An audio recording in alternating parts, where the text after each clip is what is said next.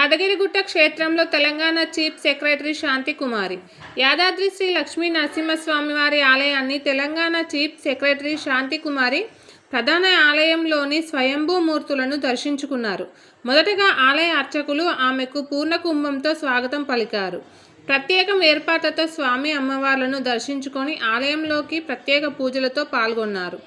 ఆలయం ముఖమండపంలో వేద పండితులచే వేద ఆశీర్వచనం ఆలయ అర్చకులు అందజేశారు.